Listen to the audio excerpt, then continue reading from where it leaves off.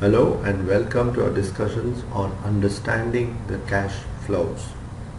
In this session, we'll pick up an exercise to convert the transactions into the financial statements, and from these financial statements we will try to find different types of cash flows. In this question, the opening balance sheet based related information are there. Let us first create that opening balance sheet. So the capital 50,000, reserves is not directly given, 10% bonds given, creditors 25,000, the plant value is fixed 3,000 less the accumulated depreciation. We can see that the net asset is given, so the accumulated depreciation is 20,000. Accumulated depreciation is 20,000. Intangibles 50,000. Inventory 100,000, receivables 30,000,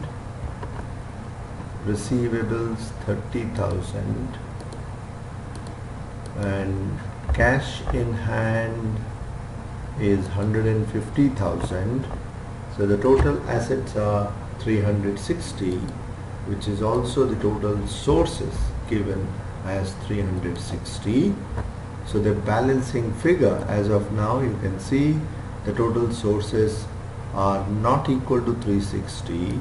So therefore the reserves are 360 minus 50 minus 25 and minus 25. So 260 is the balancing figure. So we have converted this into an opening balance sheet. With this opening balance sheet, and we are getting into the transactions for the period.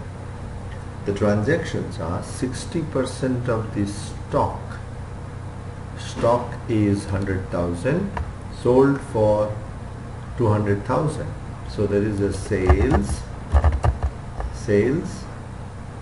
So this we can close the side, and the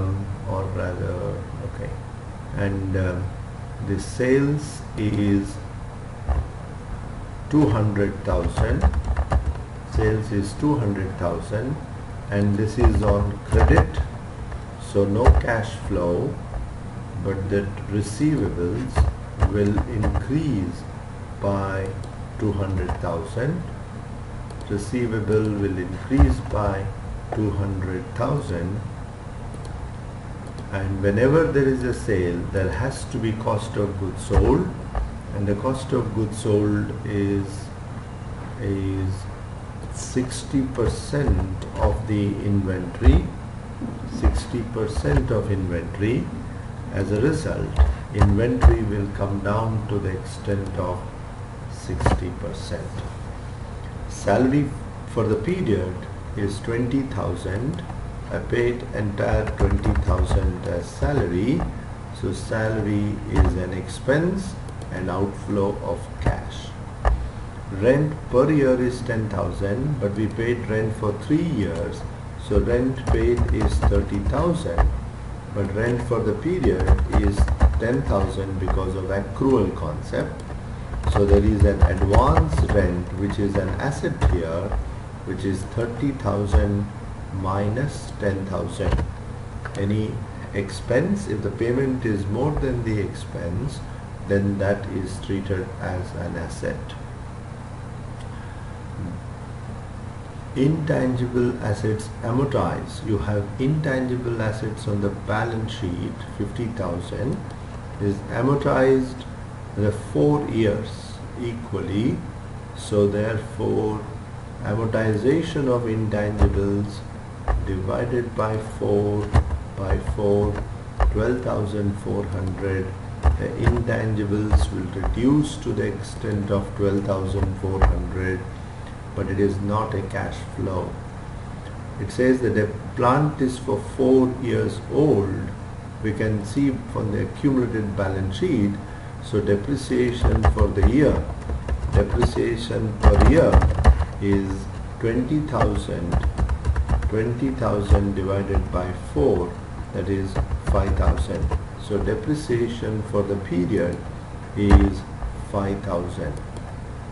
So as a result, the accumulated depreciation in the balance sheet will increase to from 20,000 to 25,000. No change in the plant. Plant will remain as 50,000 and accumulated depreciation will go up to 25,000, and depreciation is not a cash item.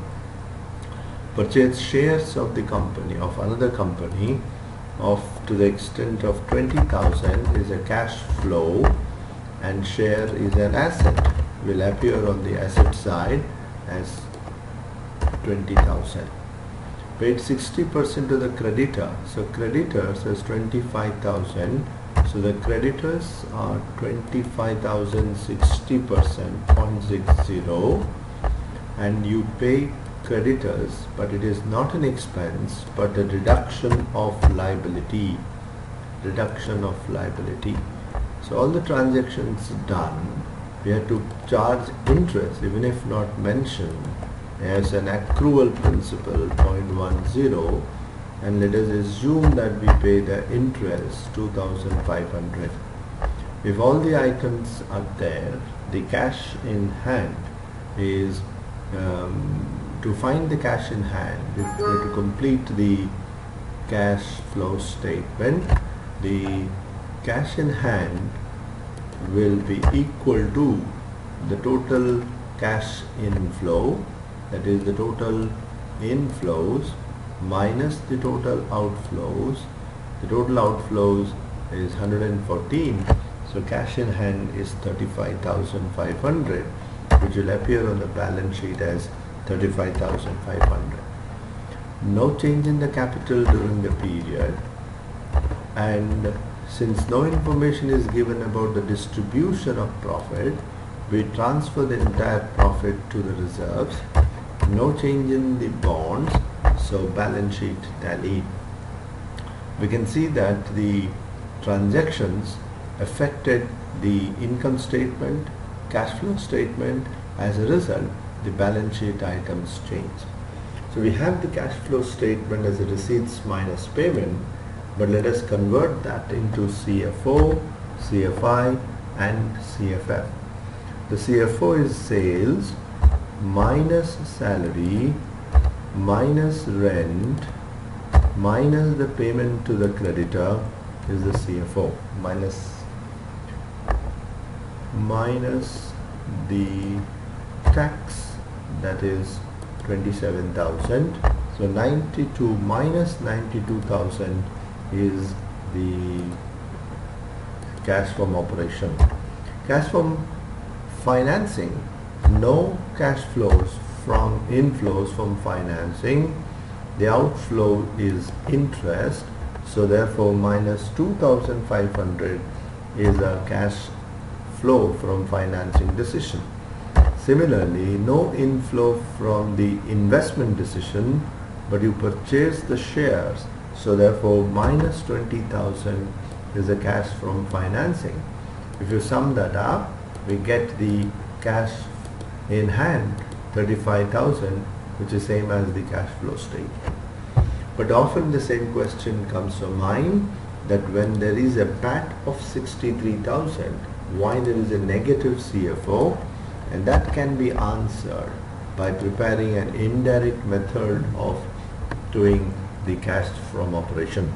We know that CFO is not same as PAT because of non-cash items, because of the non-operating items, and because of the changes in the working capital. So non-cash, we have depreciation, we add back depreciation, Amortization is a non-cash. Then we have interest, okay, is a non-operating. Interest is a non-operating. If you see that debtors have changed, the debtors have increased because of the credit sales. So increase in the debtors, 30,000 minus 230, so credit sales. Stock has decreased, so it is as good as that we purchased the goods in the last period, sold in the current period. Advance rent, we paid advance, so there is a huge cash outflow. The creditors have decreased, so we made the payment to the creditor, which is, so if you sum this up, we should get the cash from operating decision as a negative cash from operation. So the cash from operation is negative because there is a huge debtor, the sole increase in debtors, increase in the receivable advance rent, and the payment to the creditors. And because of this, the cash from operation is not same as cash, the profit of the business, or the PAT is not same as cash. But what will be the free cash flows for the firm? Free cash flows for the firm can also be computed from PAT.